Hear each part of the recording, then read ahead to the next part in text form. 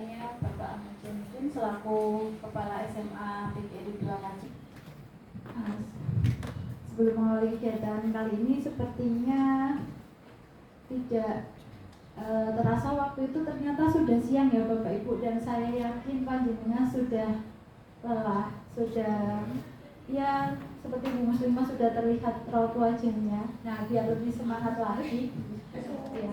Yang saya hormati Bapak Ahmad Jamiudin selaku Kepala SMA PGRI 2 Kacem, Bapak Ibu Guru SMA PGRI 2 Kacem, serta staf tata usaha yang saya hormati. Matur nuwun sangat sudah memberikan kesempatan kepada saya untuk melaksanakan desiminasi modul 1.4 yaitu budaya positif sebagai langkah dari aksi nyata saya sebagai calon guru penggerak angkatan 7 di Kabupaten Pekalongan. Nah, Bapak Ibu guru, di sini mungkin lebih tepatnya kita sharing bersama ya budaya positif, karena sebenarnya tanpa kita sadari kita itu sudah melakukan ini, hanya saja mungkin kita tidak belum mengetahui bahwa apa yang kita lakukan itu sebenarnya masuk ke dalam budaya positif ini. Nah, mungkin sebelum saya memasuki budaya positif lebih jauh, ada yang punya gambaran atau apa yang pertama kali terbesit di benak Bapak Ibu mendengar kata budaya positif? Iya. Kebiasaan yang baik. Pak Mustafa. Ya, kebiasaan yang baik yang ada di sekolah. Apa Pak Mus? Kebiasaan yang baik yang ada di sekolah. Kebiasaan baik yang ada di sekolah. Oke. Yang lain mungkin Bu Ega, budaya positif itu yang bagaimana?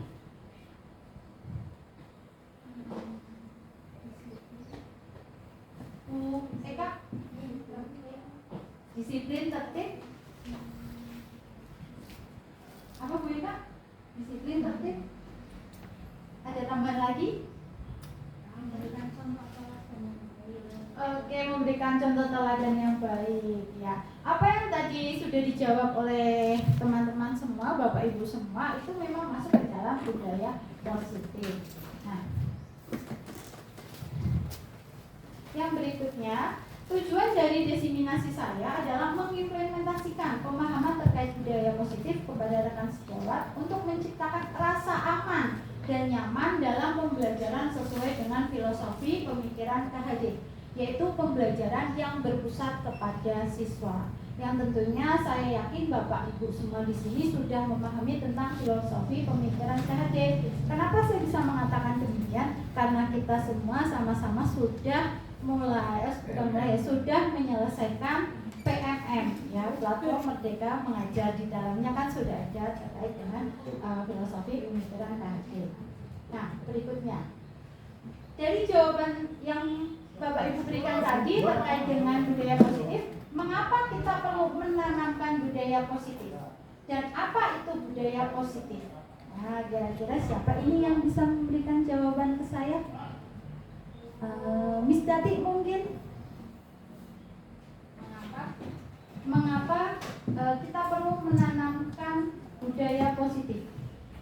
Mungkin untuk di lingkungan sekolahan itu sangat penting sekali, apalagi sebagai seorang pendidik itu berarti seperti yang disampaikan oleh Bu Indah, budaya positif itu kan kita memberikan contoh yang baik. Berarti kita sebagai tauladan, berarti mengapa kita melakukan seperti itu? Memang itu suatu hal yang wajib. Iya. Jadi harus dilaksanakan. Ya. Nah, berikutnya mungkin ada yang bisa memberikan jawaban selain dari Bu Susio.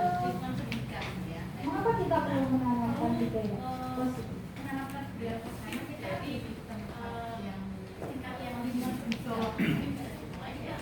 Perlu menanamkan budaya positif dari tingkat yang lebih bawah ini bisa dimulai dari kita kalau ya kita kan sekarang sudah di SMA.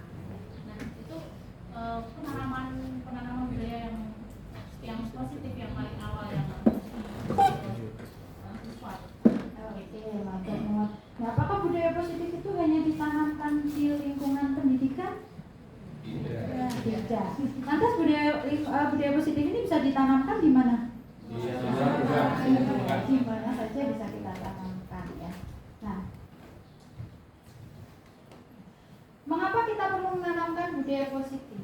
Yang pertama, karena kita mempunyai visi. Saya yakin setiap orang pasti memiliki visi. Baik visi pribadi, kalau kita di sini di lingkungan pendidikan berarti visi pribadi adalah visi sebagai seorang guru, maupun visi sekolah yang harus kita wujudkan, ya kan? Saya yakin Bapak Ibu semua sebagai seorang guru pasti memiliki visi. Yang kedua adalah mengimplementasikan standar proses pada Standar Nasional Pendidikan pasal 112, yaitu pembelajaran yang berpihak pada murid, dan menumbuhkan motivasi intrinsik pada diri, baik diri murid maupun diri pendidik. Kemudian tadi saya juga sudah membahas mengenai bertanya apa itu budaya positif? Budaya positif adalah nilai-nilai keyakinan. Nah, nilai-nilai keyakinan itu tadi seperti yang disampaikan oleh Bu Ega dan Bu Eka, yaitu contohnya seperti disiplin, tertib, seperti itu ya. Dan kebiasaan di sekolah, tadi yang disampaikan oleh Pak Mustafa, kebiasaan di sekolah yang berpihak pada murid, agar murid dapat berkembang menjadi pribadi yang kritis, penuh hormat, serta bertanggung jawab.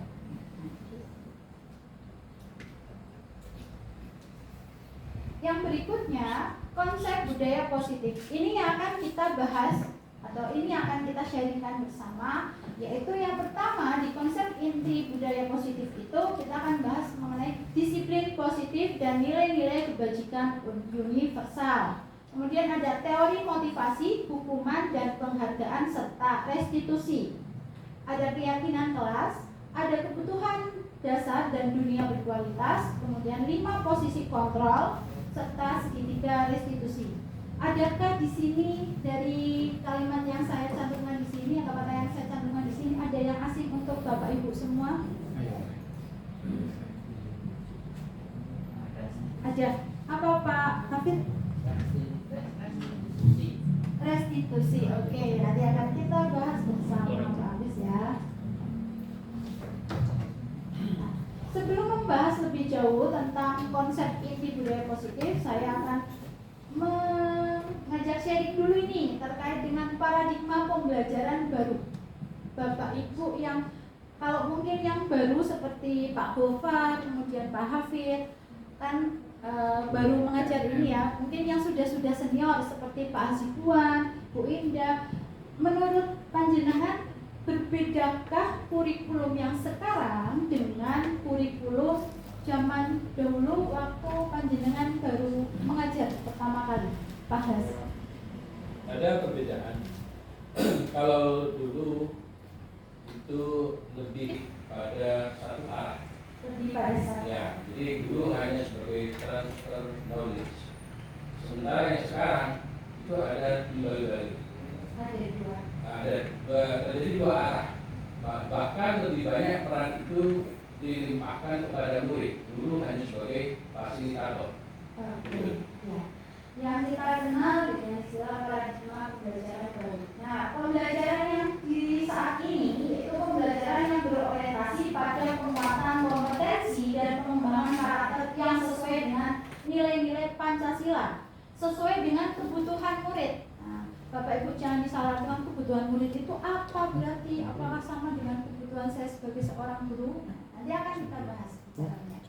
Dan berpusat pada murid yang sesuai dengan pemikiran KHD. Di sini ada pengembangan karakter yang sesuai dengan nilai-nilai Pancasila, yaitu profil pelajar Pancasila yang ada di dalamnya ada beriman, apa saja, intak ya, kemudian berkebinekaan global yang saat ini proyeknya sebentar lagi akan kita mulai, kemudian bergotong royong, kreatif, bernalar kritis serta mandiri.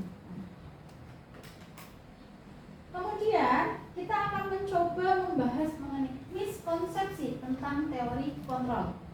Selama ini saya contohkan ke diri saya sendiri.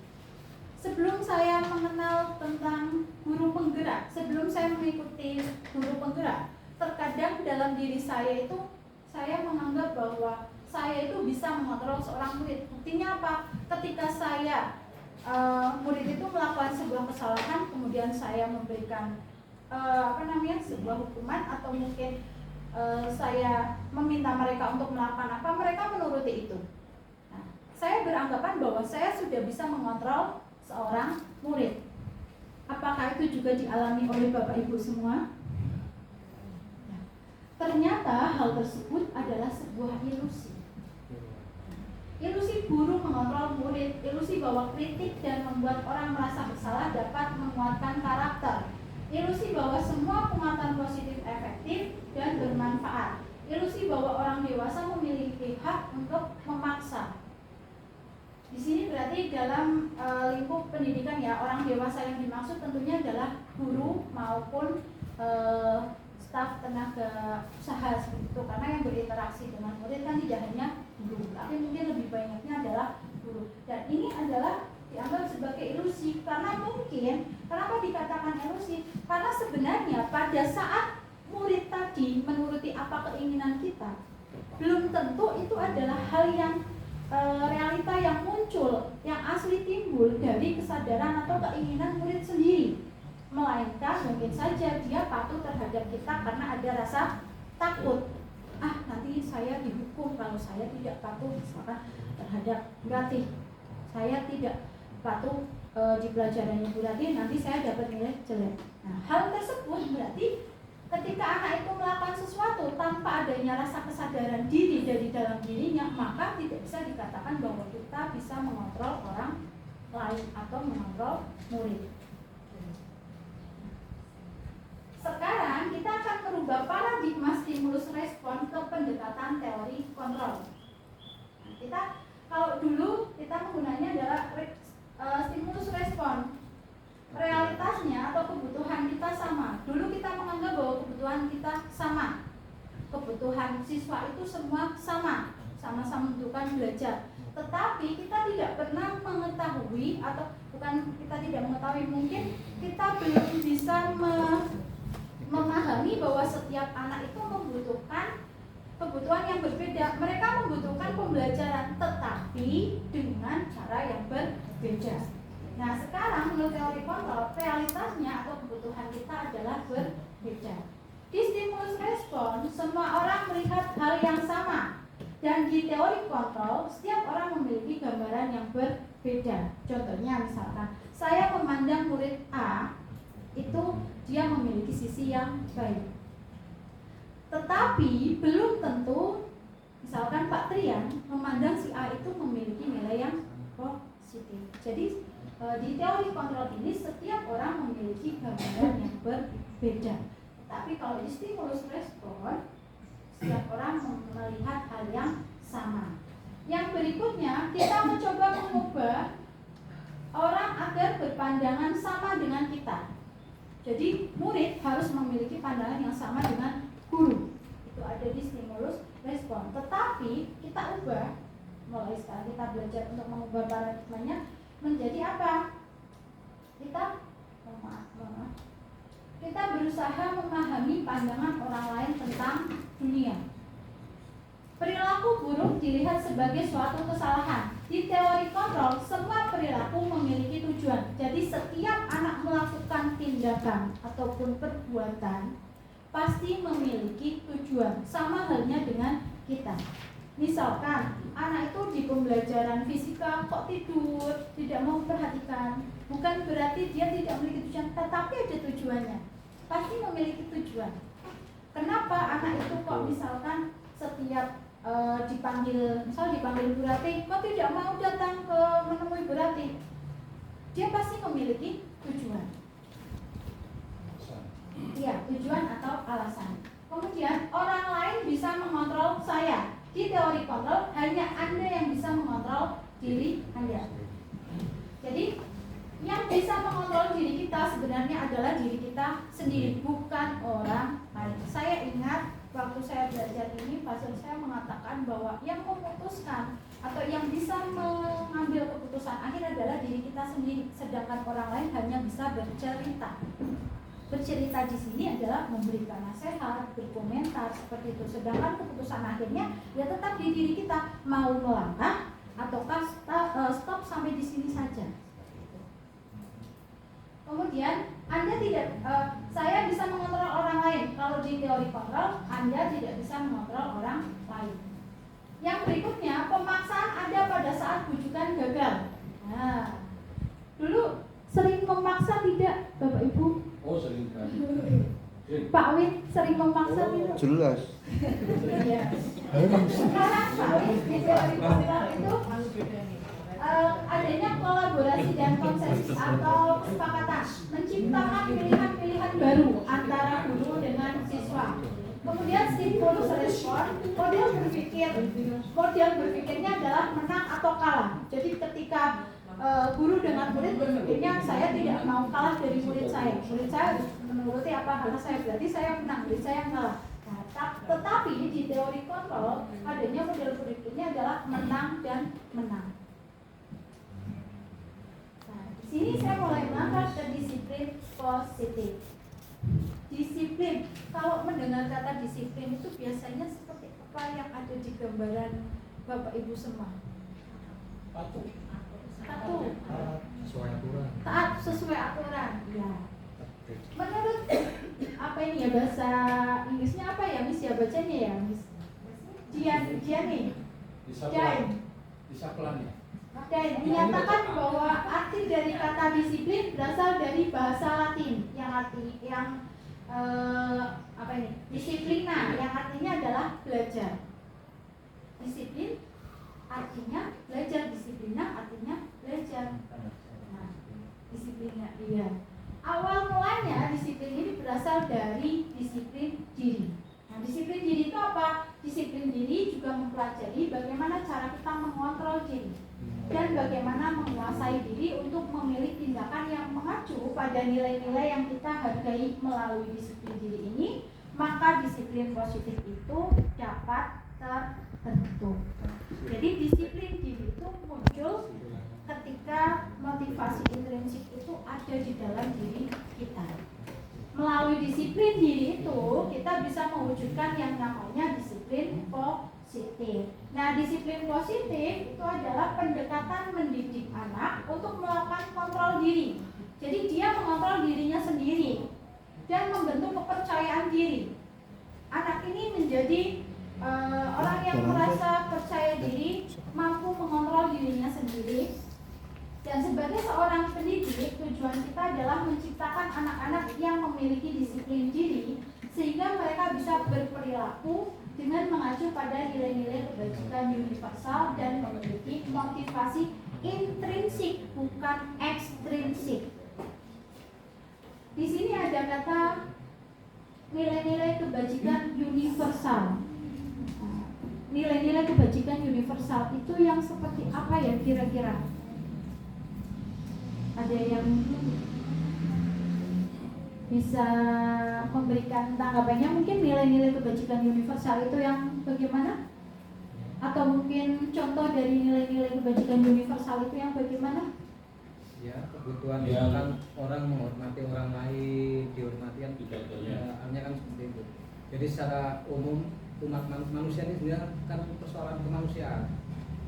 Manusia tidak boleh menyakiti orang lain. Itu kan secara universal itu semua orang pasti tidak ingin disakiti orang lain misalkan. Hanya itu misalnya seperti itu. Oke, terima kasih Pak Mus. Ya.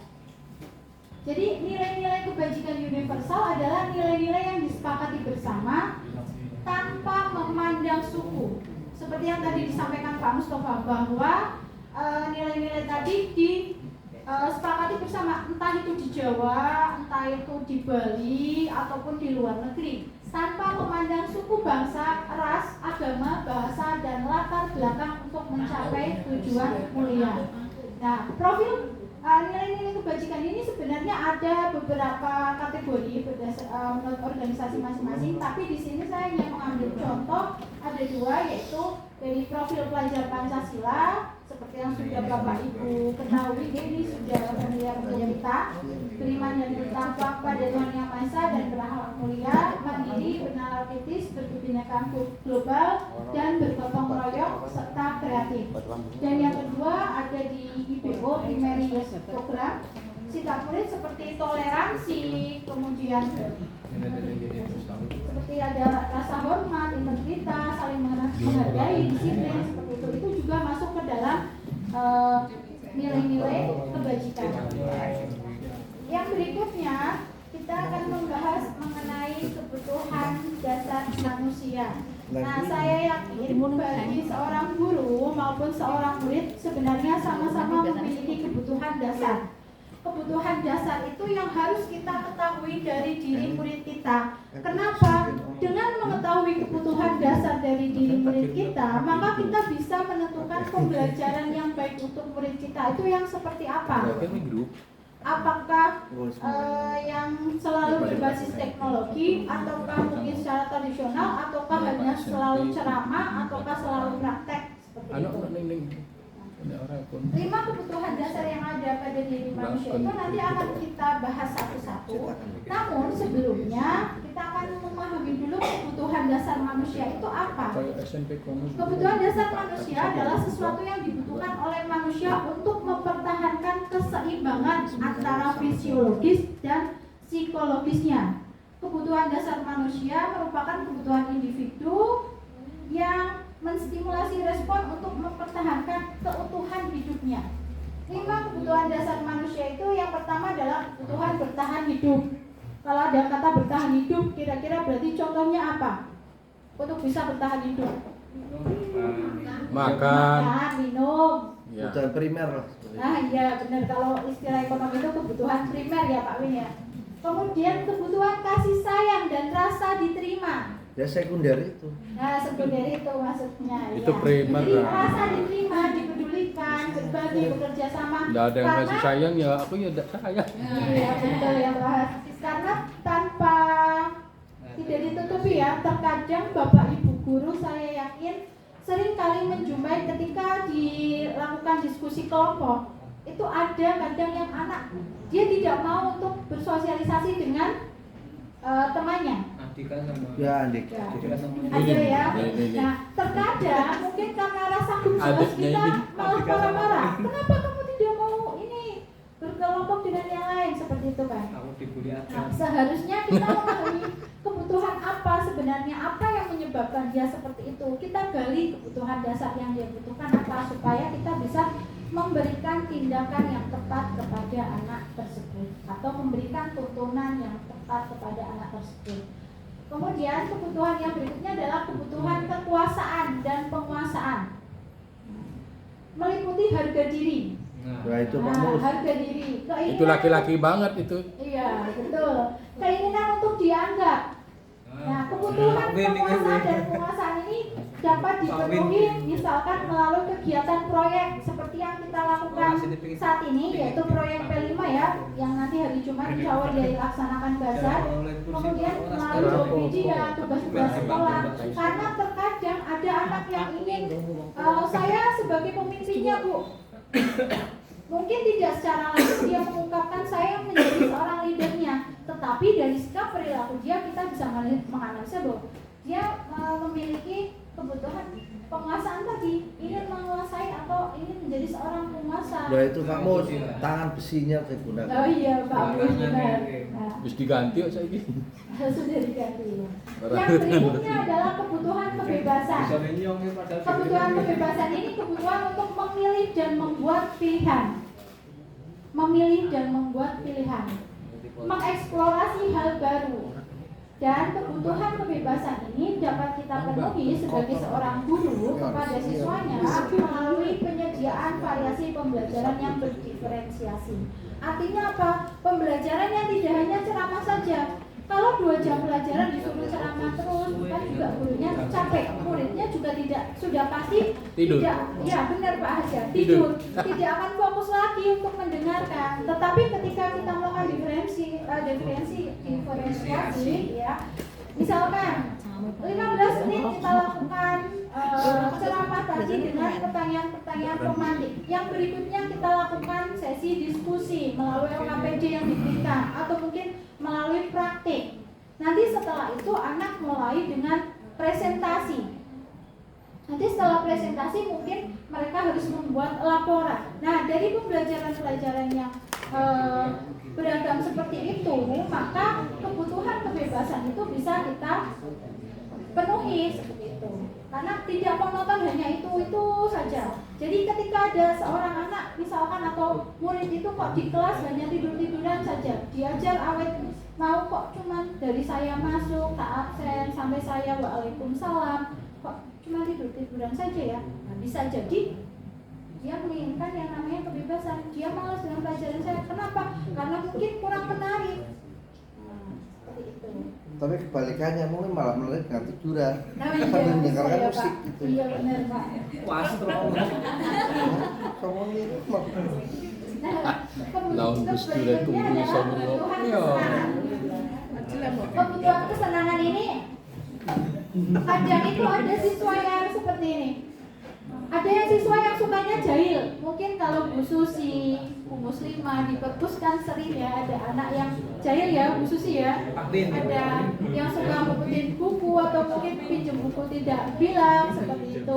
Kemudian nanti Bu Mus dan Bu Susinya mulai panik mencari ini buku yang satunya di mana tadi dibaca tidak ada dan sebagainya. Mungkin ada siswa yang jahil seperti itu. Dia dari perilaku dia itu menunjukkan bahwa dia itu sebenarnya membutuhkan berkebutuhan ini kesenangan saja karena hanya ingin melihat orang lain panik.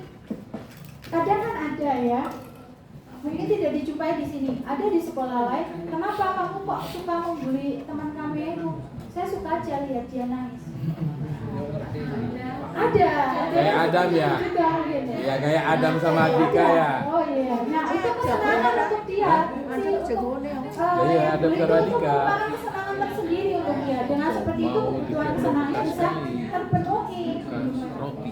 Kebutuhan kesenangan itu dapat dipenuhi dengan menyediakan tantangan, dorongan, pembelajaran yang makna. Tantangan di sini bukan berarti ditantang. Kamu bisa nggak buat dia nangis? Bukan seperti itu ya. Tantangan untuk menyelesaikan pembelajaran atau menyelesaikan materi dengan langkah-langkah atau metode baru yang kita buat. Nah, yang selanjutnya adalah teori motivasi. Nah, ini yang tadi saya bahas ya Bapak Ibu terkait dengan teori motivasi. Motivasi perilaku seseorang bisa kita analisa. Terkadang anak itu melakukan perbuatan sudah pasti ada tujuannya. Nah, yang pertama, motivasi perilaku yang pertama bisa jadi untuk menghindari hukuman atau ketidaknyamanan. Jadi lebih baik saya memilih manut. Saya memilih manut saja sama Bu Muslimah biar saya diizinkan ke perpustakaan lagi. Saya bisa dengerin musik di perpustakaan. Kemudian bisa jadi mungkin saya manut sama Bu Lala biar nanti saya tidak dipanggil ke BK. Di depan Bu Lala saya manut, saya jadi anak yang patuh. Itu juga masuk ke motivasi perilaku untuk menghindari hukuman atau ketidaknyamanan. Yang kedua adalah motivasi untuk mendapatkan penghargaan atau reward dari orang lain. Mungkin ada atau mungkin dari diri kita sendiri. Kadang ke anak kita, kalau misalkan Dek nanti kalau kamu ranking 1 tak kasih hadiah, tak belikan sepatu baru. Nah, ada mungkin ya yang sudah punya Bapak Ibu di sini anaknya seperti itu. Nah, itu berarti motivasi yang ada di diri anak adalah untuk mendapatkan penghargaan atau reward dari orang lain. Yang ketiga adalah menjadi orang yang mereka inginkan dan menghargai diri sendiri dengan nilai-nilai merdeka, nilai-nilai yang mereka percayai. Jadi dia sudah sadar, saya belajar untuk apa?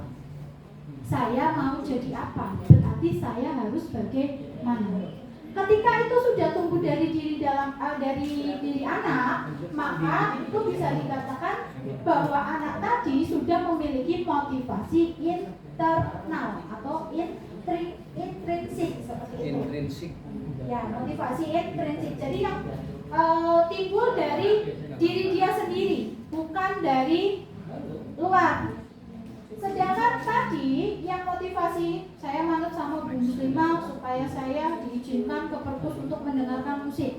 Itu berarti kan karena ada rasa takut dihukum seperti itu kan. Berarti itu maksudnya ke dalam motivasi eksternal, bukan kesadaran dari diri sendiri.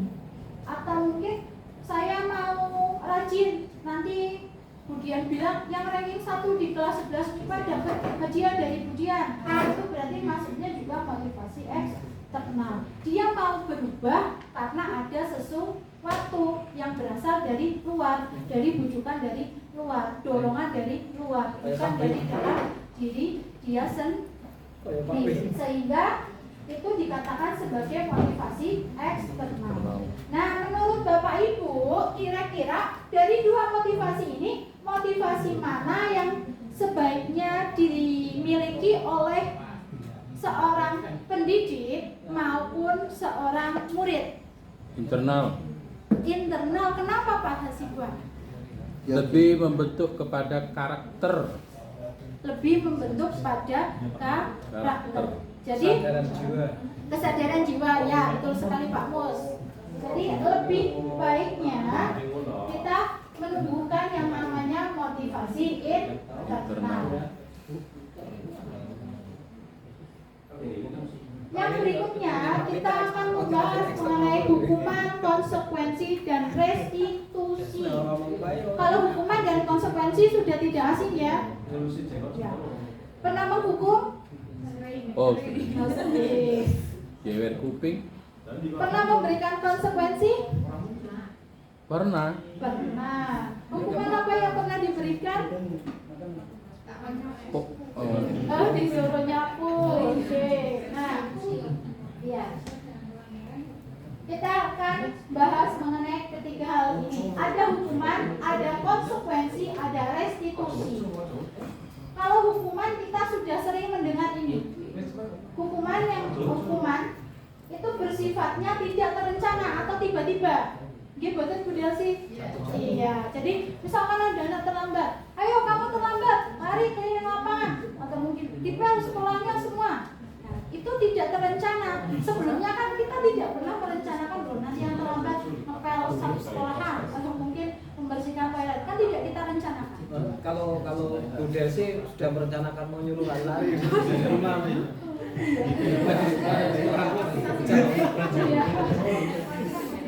Ya, tidak ada konsep. Ya.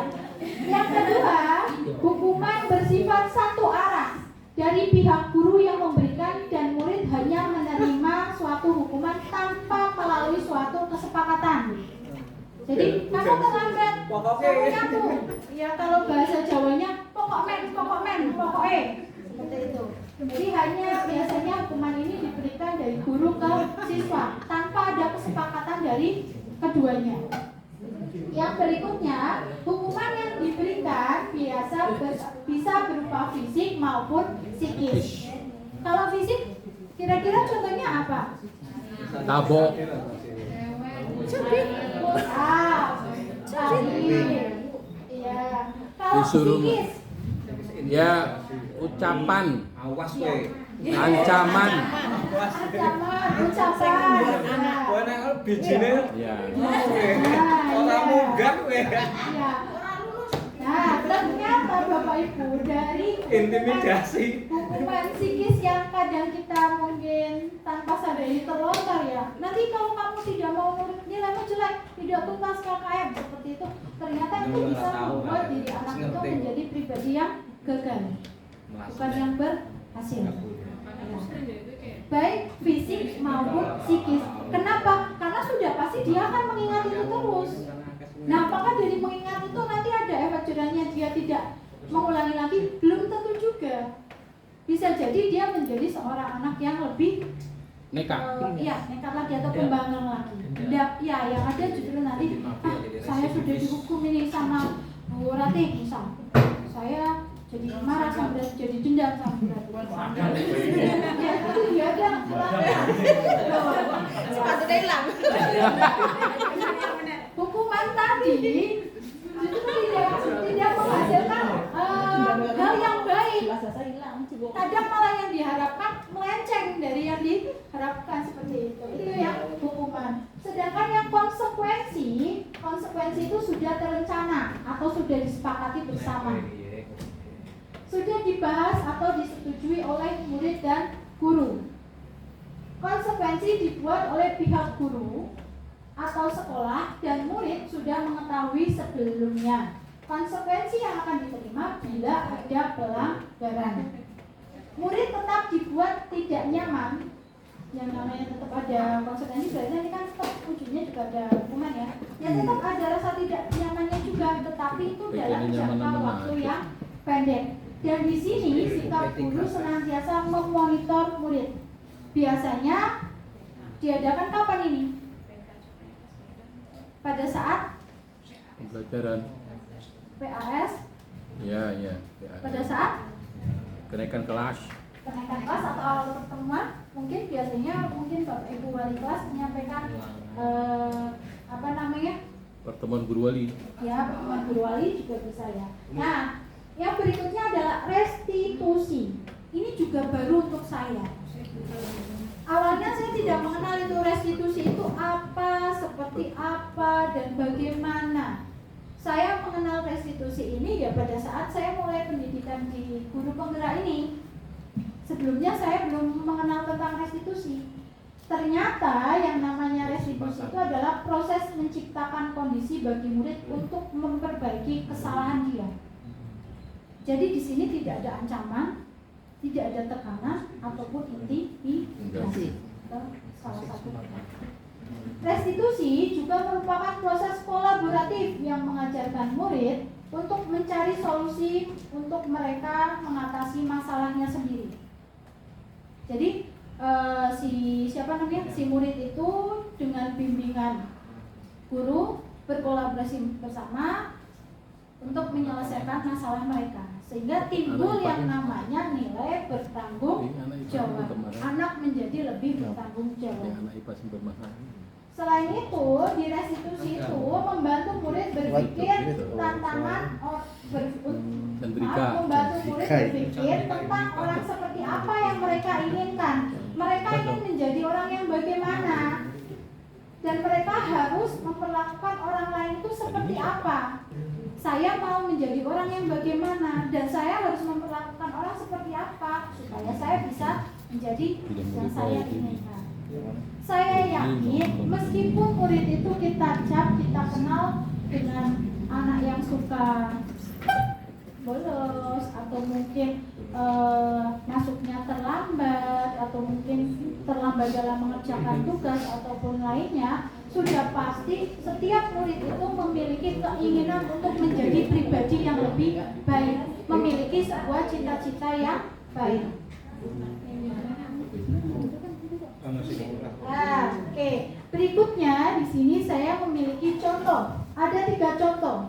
Kita akan bedakan mana konsekuensi, mana hukuman.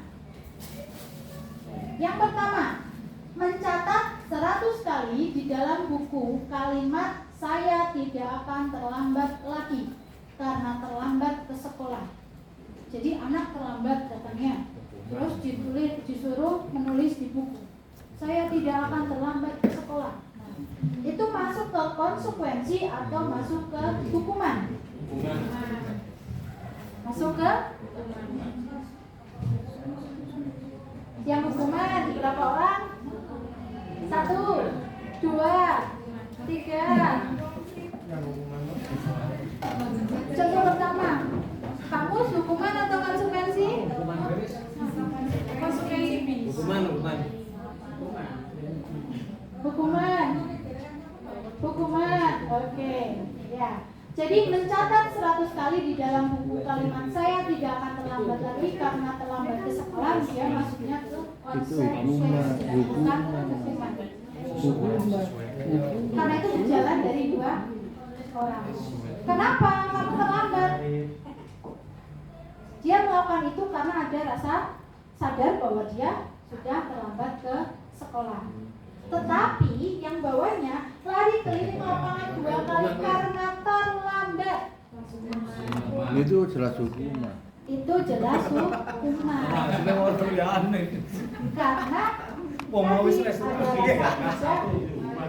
ada iya sama Pak, kaki diangkat 1, telinganya dijewer di depan kelas 2 jam pelajaran, itu berarti apa? Hukuman.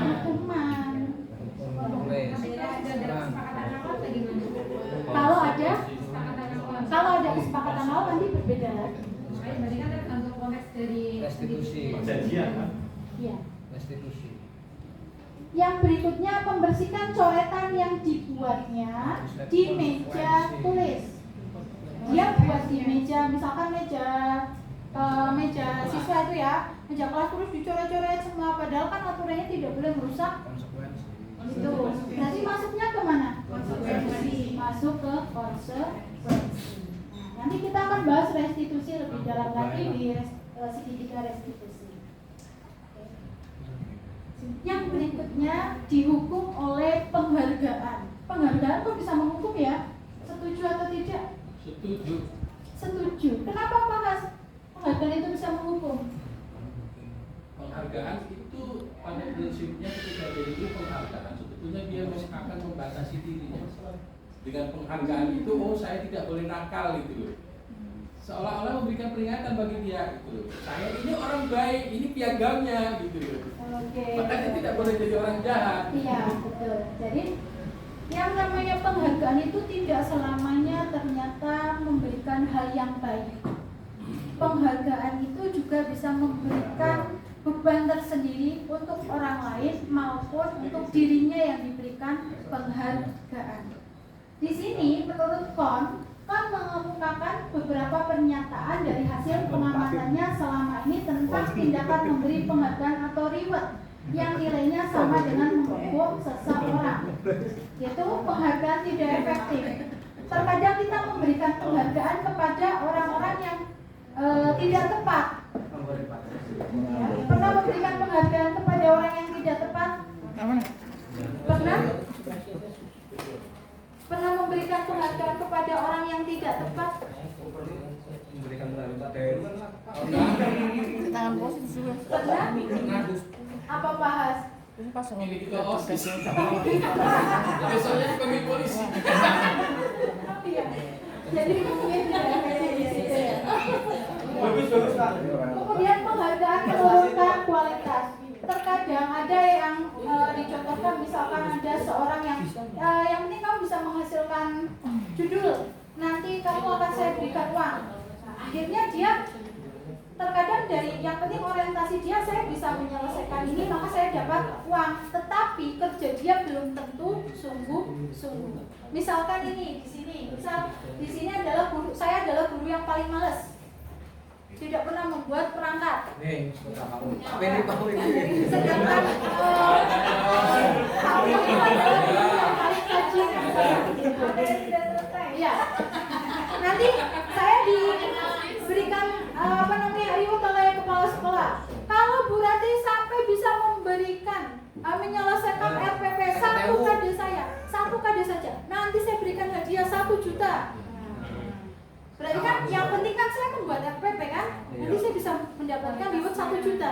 Betul. Sedangkan seperti contohnya Pak Mustafa, sing kemenanan ya, yang mengerjakan dengan sungguh-sungguh, Nanti dia pirang-pirang. nah sampai dia tidak tidur ya kan, bersungguh-sungguh Nanti pirang-pirang asesmennya SPP. harusnya Ya, bagaimana, apa yang harus saya ukur itu, dia tidak dapat apa-apa. Makanya Tapi jengkel. saya yang Makanya ingin jengkel. membuat justru Cukupnya malah dari mana? Tahap ketiga kayak meroleh. Itu. Kemudian penghargaan mematikan kreativitas. Penghargaan merusak hubungan. Kadang penghargaan itu bisa merusak hubungan. betul. Pernah menjumpai di dalam kelas, kan banyak ya filter di dalam kelas, gap-gapan, saya temannya dia, kamu merasa gap saya, masih kita jumpai hal tersebut. Ketika di dalam satu kelompok saja, misalkan A dan B berteman, nah, si A diberikan penghargaan reward tambahan nilai, padahal si B-nya tidak. Nah itu kadang bisa merusak kemenangan. Ya Bu Delsi kemarin kalau nggak salah ya Bu Delsi ya, ya pernah itu. Saya kebetulan waktu itu juga di situ. Akhirnya mereka sudah tidak berteman lagi karena reward yang kurang tepat tadi. Kemudian penghargaan mengurangi kesempatan, penghargaan menghukum. Tadi yang seperti yang Pak Has bilang, Cocok wes. sudah diberikan penghargaan, aduh berarti nanti kalau saya sudah dapat penghargaan saya ranking 1, ketika tidak ranking 1, saya bagaimana? Saya mungkin akan di bahasa ini ya, di EC di EC sama teman-teman saya. Nah, secara tidak langsung dia menjadi seperti itu. Dewan. Jelas. Kemudian, nah ini kita belajar tentang 5 posisi kontrol sebagai seorang guru. Ini juga baru sebenarnya. Ya, saya baru tahu oh guru itu ternyata punya 5 posisi toh, bukan hanya sebagai guru GTT dan GTI saja. Tapi ada 5 posisi lain, yaitu guru sebagai penghukum, merasa bersalah, pemantau, teman, manajer. Kalau dari 5 ini, menurut jenengan, sebelum kita masuk ke penjelasannya, kira-kira kita sudah berada di posisi mana ya? Tanpa disadari guru itu semuanya jadi itu. Tanpa disadari. Di mana kemudian? Membuat merasa bersalah. Semua jadi itu. Membuat merasa bersalah. Kalau Pak Mus, kalau kemudian manajer, Bu Susio, manajer, Bu Indah. Oh sudah semua Bu Indah malah. Bu Indah sini sebagai musuh. Bu Ibu. Kadang-kadang yang semua sudah. Oh kadang-kadang semua juga. Oke. Kenapa bisa mengatakan bahwa saya sebagai manajer, saya sebagai pembuat rasa bersalah? Sebenarnya posisi kontrol guru sebagai seorang manajer itu yang bagaimana sih? Yang membuat merasa bersalah itu yang bagaimana? Yang idealnya sebagai seorang guru itu yang mana sih? Ya guru sebagai pengatur. Guru sebagai pengatur. Ada lagi Pak? Untuk mengontrol, Untuk mengontrol, untuk menghukum. untuk mengukur. Semuanya ada di manajer itu. Jadi kelimanya ini berpusat pada manajer. Ya, hebat sekali. Ada tambahan atas idenya, gagasannya. 5 posisi kontrol ini yang Dengan menjualan tidak materi terasa gratis. sebenarnya mungkin kita sudah lakukan. Tetapi mungkin yang posisi manajer ini jarang sekali kita lakukan. Kalau Bu Ayu sendiri, kira-kira yang mana Bu Ayu? Pemantau naik di sini. Pemantau orang. Yang mana Bu Ayu? Masih pemantau. Kalau Bu Jelsi? Oh, penghukum dan teman. Alhamdulillah ada yang temannya. Iya. Kalau menghukum jelas semuanya sudah mengetahui ya. Berarti guru itu bagaimana? Dia memberikan teman. Jadi ada anak melakukan kesalahan sedikit tidak langsung ditanya.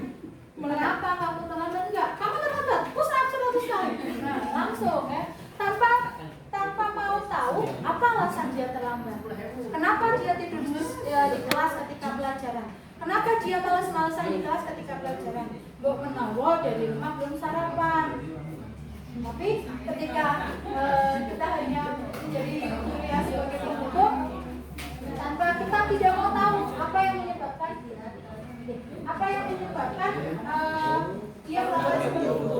Dia membuat rasa bersalah. Biasanya di membuat merasa bersalah ini kalimat yang kita gunakan itu kalimatnya halus, tetapi iya betul sekali Miss. Ya, tetapi kita tidak menggunakan kalimat yang keras seperti kita menghukum tadi. Biasanya kalau menghukum kan matanya juga melotot seperti itu ya, nadanya tinggi. Nah, tapi kalau ini membuat merasa bersalah ini biasanya kalimatnya lebih halus lagi. Kamu tidak kasihan dengan ibu kamu, halus, ya kan? Tapi langsung masuk ke hati, mengena. Ya. Kemudian pemantau itu dia hanya memantau saja. Kapan Niki kira-kira pemantau? Kamu sudah berapa kali? Kamu sudah ini, kamu sudah itu. Dia hanya memantau saja. Teman. Nah ini Bu Delsi yang sering kali menjadi teman untuk murid-muridnya. Kalau teman biasanya kalimat yang digunakan itu lebih santai, iya. Lebih santai lagi, kemudian biasanya digunakan juga guruan-guruan ya, guruan bareng, bercandaan bareng. Sedangkan posisi yang ideal bagi seorang guru adalah seorang manajer. Kenapa? Kenapa kira-kira? Kenapa idealnya seorang manajer?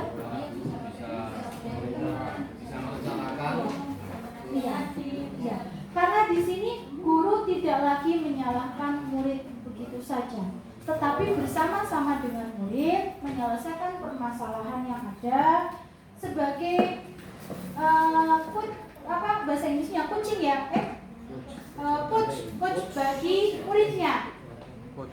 Dia membantu murid untuk menyelesaikan permasalahan, tetapi murid sendiri yang menentukan, dia hanya mengarahkan saja. Misalkan, kamu terlambatnya kenapa? Saya bangunnya kesiangan. Kenapa bangunnya kesiangan? Semalam saya tidurnya kemalaman. Harusnya bagaimana? Tidak langsung, bos nanti kayak gitu, harusnya Nah, itu Adam namanya.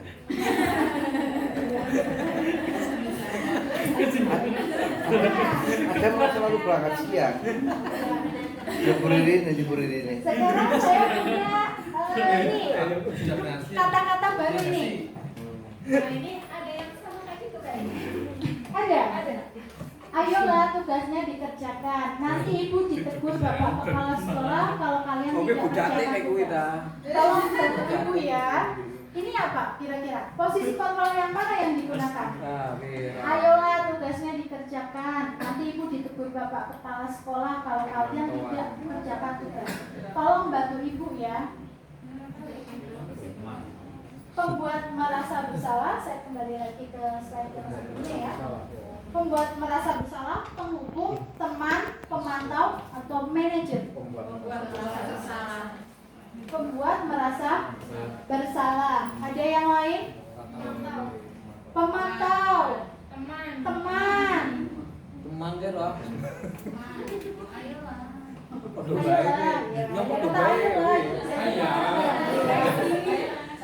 Ayolah bantu ngoreksi. Ayo kuy.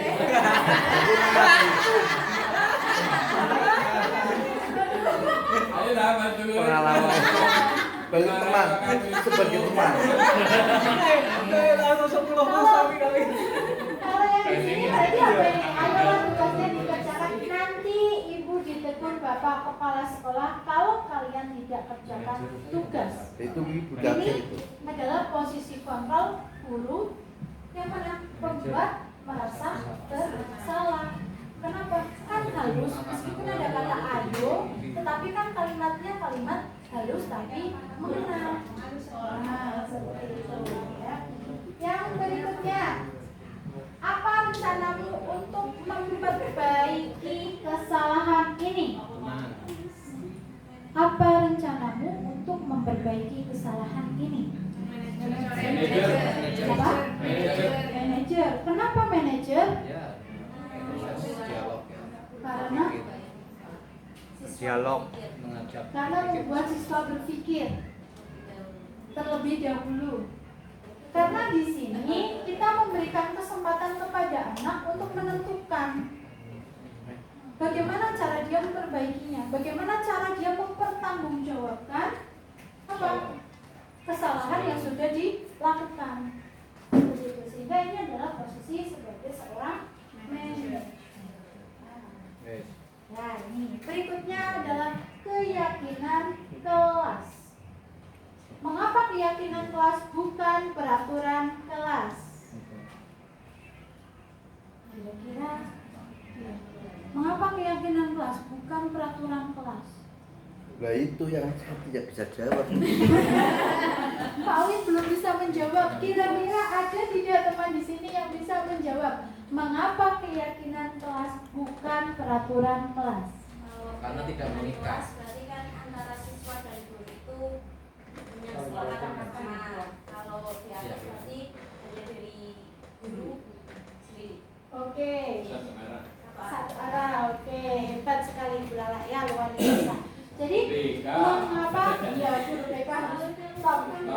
Mengapa keyakinan kelas bukan peraturan kelas? Seperti yang tadi sudah kita bahas, bahwa yang namanya peraturan kelas seringkali dibuat hanya satu arah. Sudah ditentukan peraturan di sekolah ini apa? Masuk jam 07.00 WIB. Kemudian misalkan menggunakan seragam sesuai dengan hari yang sudah ditentukan. Kalau peraturan kelas dia lebih bersifatnya satu arah, tetapi kalau keyakinan kelas dia dibuat dua arah, bareng antara guru dengan murid. Ya, jadi menggunakannya adalah keyakinan kelas. Nah, pembentukan keyakinan kelas bersifat lebih abstrak daripada peraturan yang lebih rinci dan konkret. Keyakinan kelas berupa pernyataan-pernyataan universal. Pernyataan keyakinan kelas senantiasa dibuat dalam bentuk positif. Jadi misalkan keyakinan kelas yang diinginkan adalah kelasnya bisa menjadi kelas yang bersih. Berarti keyakinan kelasnya apa? Bukan tidak membuang sampah sembarangan. Kan ada kata tidak ya, tidak membuang sampah sembarangan. Itu berarti keyakinan kelas bukan? Itu berarti apa? Peraturan. Kalau keyakinan kelasnya apa? Buanglah sampah. Itu deklarasi tidak. Kalau itu nilai-nilai deklarasi tadi bahwa kelas ini harus sehat, itu seluruh siswa dalam kelas itu memastikan bahwa kelas itu sehat, bersih. Jadi dalam diri setiap masing-masing individu itu meyakini bahwa kalau mau sehat, kelas itu bersih. Baru kemudian bisa diciptakan misalnya peraturan yang tadi, misalkan membersihkan kelas tiap hari, itu kan peraturannya ya. Kalau dalam keyakinan itu berarti masing-masing individu itu meyakini bahwa kelas itu harus bersih. Iya, terima kasih Bang Yus. Keyakinan kelasnya kalau tadi tidak membuang sampah sembarangan, berarti keyakinan kelasnya apa? Iya, mewujudkan kelas yang bersih. Ya, berarti nilai apa di sana? Nilai kebersihan misal. Atau mungkin tidak mencontek. Nah, itu ya. Kalau tidak mencontek berarti itu apa? Itu keyakinan juga bisa. Tidak mencontek. Jujur ya. Nah, berarti nilai yang akan kita wujudkan apa kalau tidak mencontek? Jujur. Berarti keyakinan kelasnya adalah jujur. Tadi mewujudkan nilai kejujuran atau jujur tadi. Tidak mencontek itu berarti apa? Bisa sebagai kesepakatan kelas. Perbedaan antara kesepakatan kelas dengan keyakinan kelas diibaratkan sebagai sebuah visi. Keyakinan kelas itu adalah visi yang ingin kita capai, sedangkan kesepakatan kelas itu adalah misinya bagaimana. Jadi kita ingin jujur, kelasnya jujur, berarti ya tadi misi yang harus dilakukan ya tadi berarti salah satunya adalah tidak mencontek. Gitu.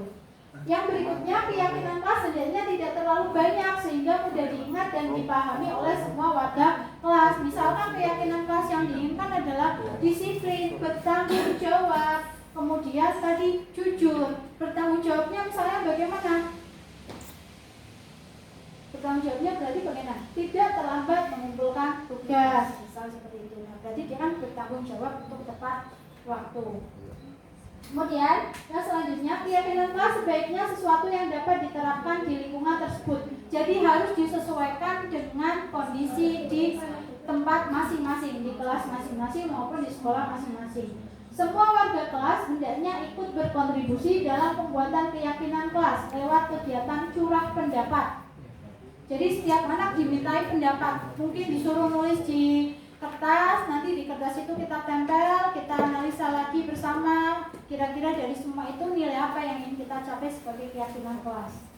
Kemudian bersedia meninjau kembali keyakinan kelas dari waktu ke waktu. Setiap misalkan jumpa wali kita tinjau lagi keyakinan kelas kita sudah bisa terwujud belum, adakah yang perlu diperbaiki seperti itu. Nah, sekarang kita sudah masuk ke segitiga restitusi. Tadi kan restitusi apa ya?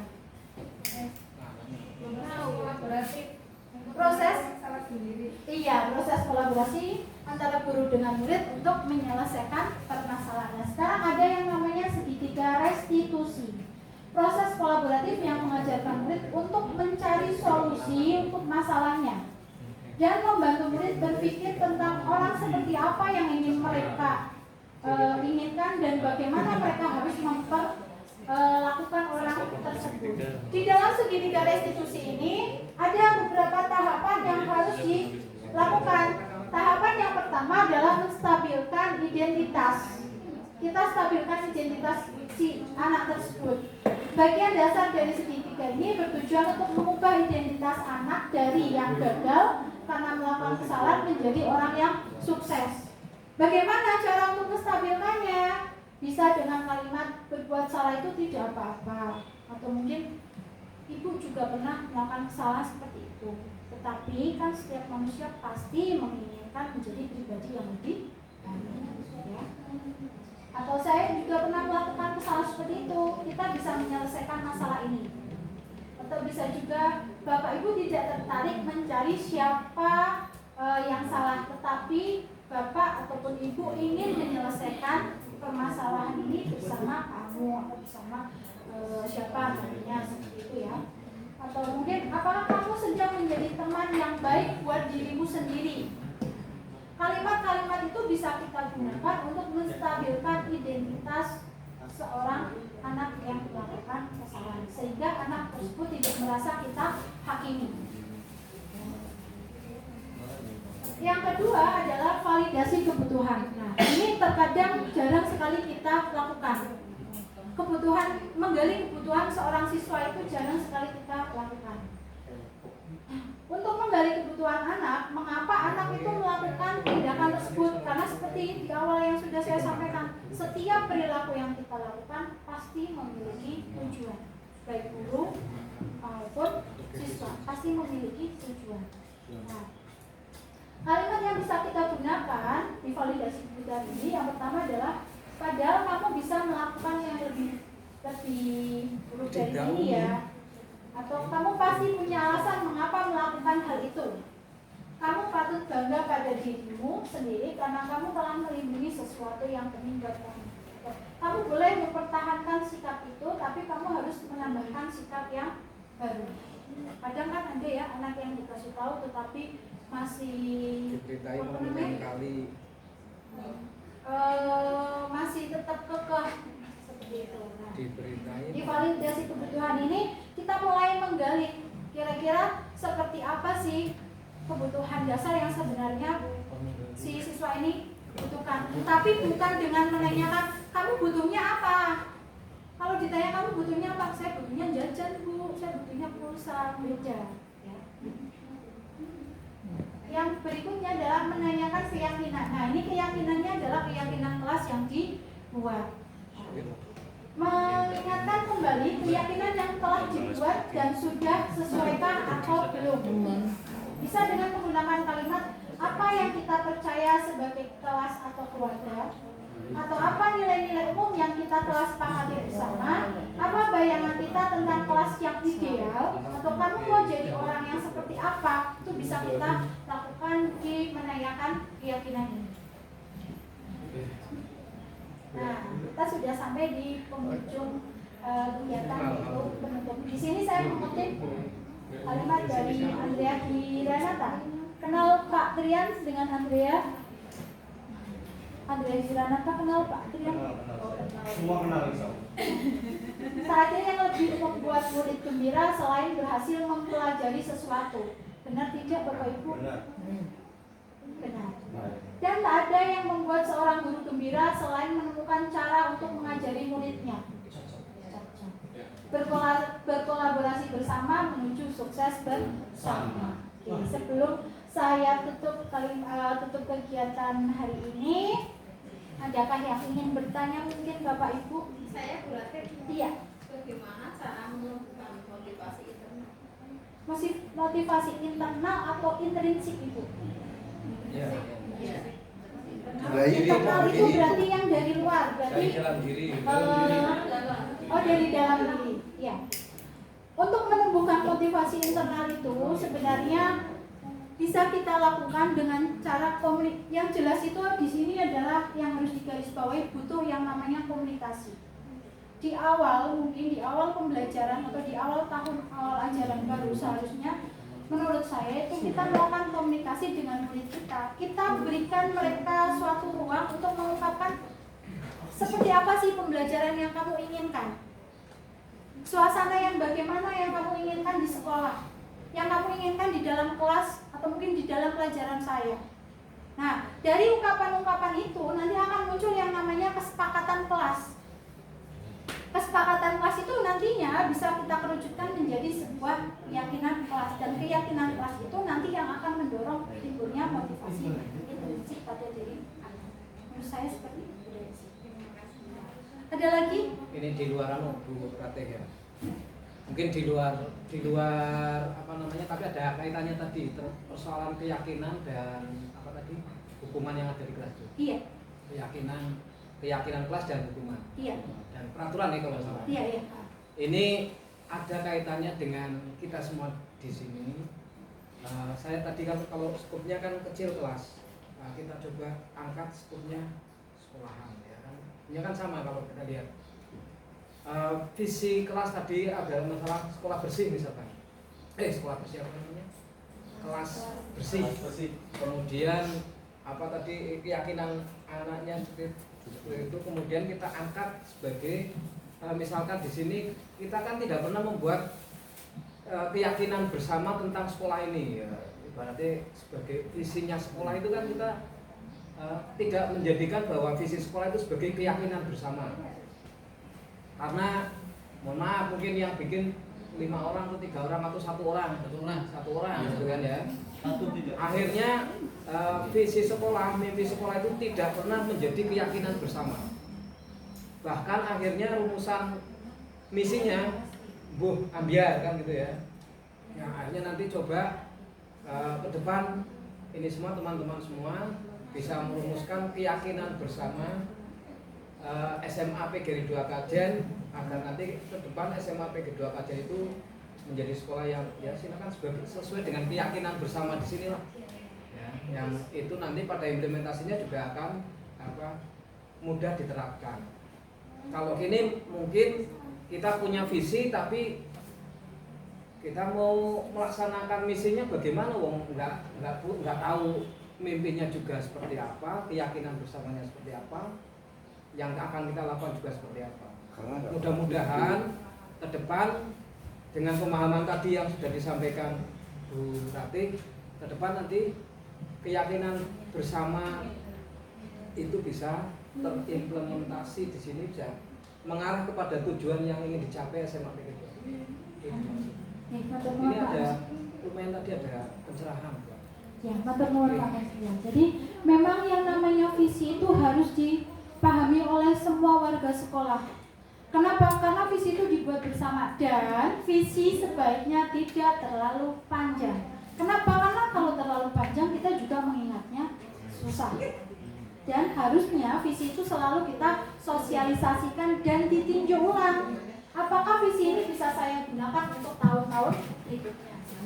Nah di sini ada saya memutarkan Pak Kris bisa membantu saya. Ya sini gara-gara Pak Kris itu yang jelas. Di sini saya mencoba memutarkan sebentar Pak, yaitu video restitusi segitiga yang sudah saya laksanakan bersama salah satu siswa kita juga. Ini video penyelesaian permasalahan itu di penerapan segitiga restitusi. Silakan nonton dari belakang. Ya. Dari belakang ya. Nonton dari belakang aja lihat. Kenal ya Bapak Ibu ya. Itu pemain di belakang aja itu. Iya, ini adalah Vicky. Jadi di sini saya mencoba menerapkan segitiga restitusi untuk menyelesaikan permasalahan yang dihadapi restitusi. Vicky itu terkait dengan beberapa nilai dia yang ada yang tidak tuntas serta terlambat ketika masuk. Oke, Bapak Ibu mungkin bisa percepat ya. Nah ini ada kondisi instabilitas identitas karena di sini ada 2 kasus yang diselesaikan. Nah, di sini menanyakan keyakinan karena di sini saya mencoba menerapkan bahwa saya sebagai kualifikasi. Mungkin itu saja Bapak Ibu yang bisa saya sampaikan untuk kegiatan sore ini. Ada yang ingin ditanyakan lagi? Tidak ada. Kalau tidak ada, saya matur nuwun sangat atas partisipasi Bapak Ibu. Saya akhiri kegiatan ini. Matur nuwun. Assalamualaikum warahmatullahi wabarakatuh. Selamat pagi. Sebelum kita mulai kegiatan pagi-pagi hari ini, tadi sudah berdoa, kalian juga sudah tadarus.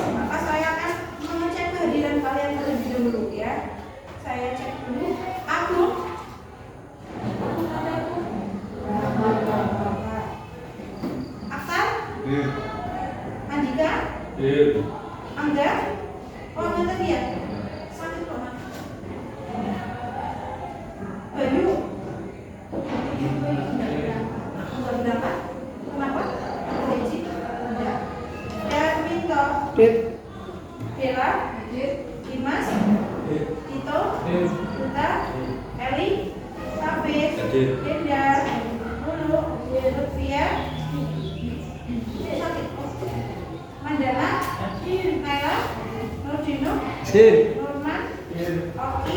Ria? Rizky? Salsa? Saras? Sekar? Sini? Tasa? Liza? Zalfa? Oke, ini hadir ada 3 orang. Nah, sebelum kita mulai kegiatan pembelajaran untuk hari ini, maka terlebih dahulu saya akan mengajak kalian untuk membuat sebuah keyakinan kelas. Keyakinan kelas itu apa sih? Keyakinan kelas itu adalah lebih cenderung ke nilai-nilai kebajikan apa yang ingin kita capai di dalam sebuah pembelajaran. Ya, khususnya di pembelajaran kita yaitu pembelajaran fisika. Nah, keyakinan kelas itu bisa kita wujudkan melalui sebuah kesepakatan kelas. Yang namanya kesepakatan berarti tidak hanya dibuat oleh saya, tetapi dibuat juga oleh kalian. Di dalam kesepakatan kelas nanti dibuat secara secara musyawarah bersama. Kalian ungkapkan kesepakatan apa yang ingin kalian capai untuk mewujudkan nilai-nilai kebajikan tadi.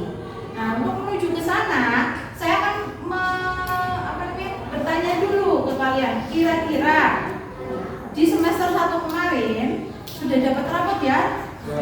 Sudah puaskah dengan nilai yang kamu peroleh?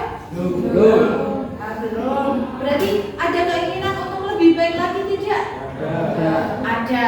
Untuk mewujudkan keinginan yang lebih baik lagi, berarti kita membutuhkan kondisi pembelajaran yang lebih efektif lagi, lebih efisien lagi, lebih baik lagi.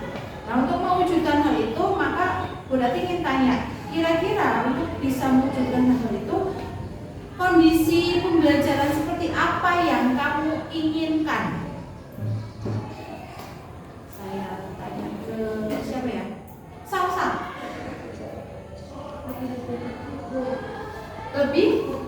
Lebih tertib. Oke, sekarang saya tanya ke Tito.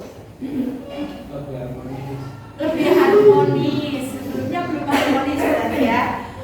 Terus ke Dela. Lebih disiplin. Oke.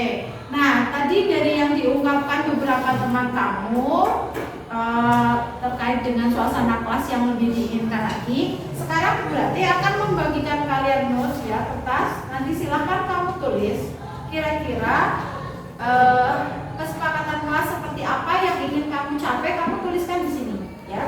Satu anak tidak perlu banyak-banyak, sekitar 2 atau 3 saja boleh.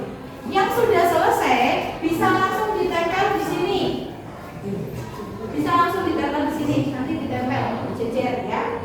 Bisa dibantu sampai sini? Bisa. Oke, ada yang bisa bantu saya, teman-teman? Minta tolong bantu saya untuk membagikan satu anak satu ya. Langsung ditulis.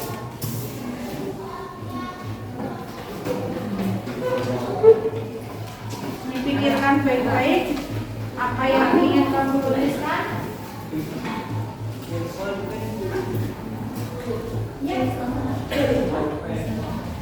Nulis kamu nggak usah dituliskan nama ya.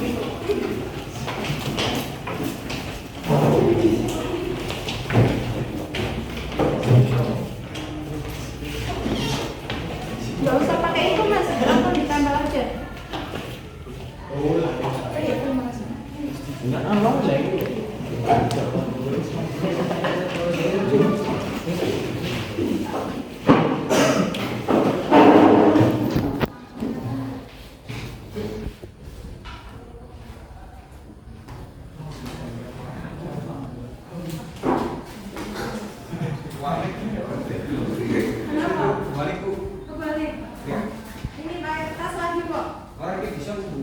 Bisa. Ya.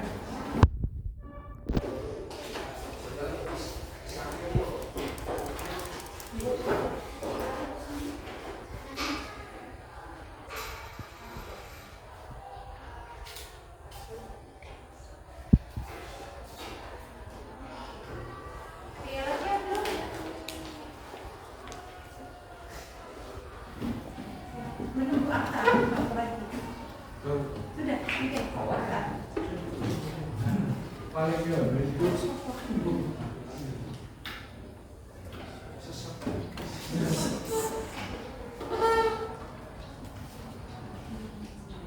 Ya, kita sudah menuliskan tadi, kalian sudah menuliskan kesepakatan apa saja yang ingin kita capai untuk membuat sebuah keyakinan kelas.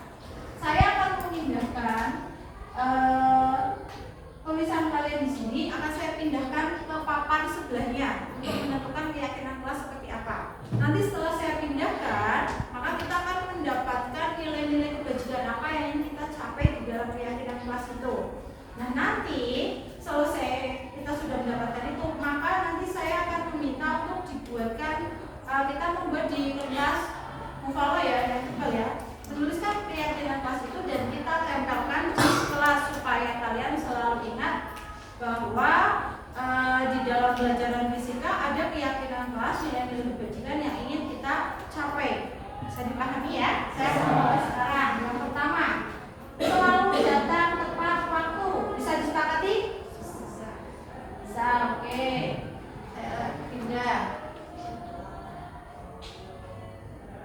Lebih tertib dalam pembelajaran. Sepakat? Sepakat.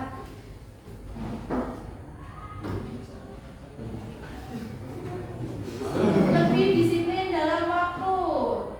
Tidak membolos atau terlambat. Lebih rajin belajar dan mengingat ulangan. Karena nilai kemarin belum memuaskan. Oke, berarti tadi sama ya, seperti ini ya. Intinya dia lebih disiplin dan lebih tertib lagi. Kemudian tepat waktu dalam mengumpulkan tugas. Bisa disepakati? Sepakat. Kemudian mendengarkan ketika guru menjelaskan. Bisa. Kenapa Mandana tersenyum? Berat sekali kan Mandana? Terus, saya berharap di kelas disiplin sama menjaga kekompakan harmonis. Lebih harmonis berarti kalian sebenarnya lebih harmonis. Lebih harmonis, setuju? Setuju. Si pembuat harmonis sudah tersenyum. Disiplin harmonis, menjaga kekompakan tadi sama ya. Lebih aktif dalam belajar. Setuju lebih aktif? Setuju. Mandana nanti akan menjadi aktivis di pembelajaran fisika ya. Lebih serius, lebih anteng sama mendengarkan penjelasan guru tadi sama. Mengumpulkan tugas tepat waktu tadi sudah ada ya. Kelas yang disiplin, menghormati guru, membuat pembelajaran lebih efektif, disiplin sama disiplin, tidak disiplin, lebih kompak, full tanpa jam kosong, lebih fokus, datang tidak tergantung, lebih semangat, disiplin, bertanggung jawab. Oke, lebih bertanggung jawab? Ya, oke. Nah, dari semua yang sudah dituliskan tadi, kita sudah mendapatkan ada 7. Sekarang saya ingin kalian menganalisa kira-kira nilai kebajikan apa yang ada di kalimat ini. Yang pertama, selalu datang tepat waktu, tertib dalam selalu datang tepat waktu. Berarti nilai apa? Disiplin. Oke, 1 nilai sudah kita dapatkan. Lebih tertib dalam pembelajaran, tepat waktu dalam mengumpulkan tugas. Disiplin. Selain itu, bertanggung jawab. Mendengarkan ketika guru menjelaskan. Apa berarti? Toleransi. 4. Menjaga kekompakan, harmonis. Berarti apa? Kerukunan. Kemudian lebih aktif dalam belajar. Apa? Nah, apa berarti? Komunikatif. Tadi disiplin bertanggung jawab. Berarti ada nilai 6 nilai keyakinan yang akan kita sepakati bersama untuk dijadikan sebagai keyakinan kelas. Yang pertama tadi apa nilai? Disiplin. Yang kedua? Bertanggung jawab. Terus? Toleransi. Terus? Komunikatif. Kerukunan. Kejayaan. Apalagi tadi? Bertanggung jawab. Ada yang bisa membantu saya untuk mencatat terlebih dahulu? Kita ulangi lagi, Naila, bisa tolong dicatat nilai keyakinan kelasnya apa saja? Yang pertama adalah disiplin. Terus bertanggung jawab. Kemudian toleransi, komunikatif, kerukunan. Toleransi sudah tadi ya. Terus satunya lagi apa berarti? Bertanggung jawab sudah. Komunikatif sudah belum? Sudah.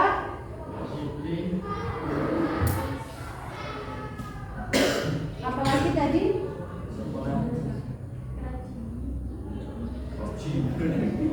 Apalagi tadi? Satu lagi? Satu lagi apa tadi? Kita ulangi dari yang di sini, wes. Selalu datang tepat waktu berarti disiplin. Terus mengumpulkan tugas tepat waktu. Mendengarkan penjelasan guru atau teman yang sedang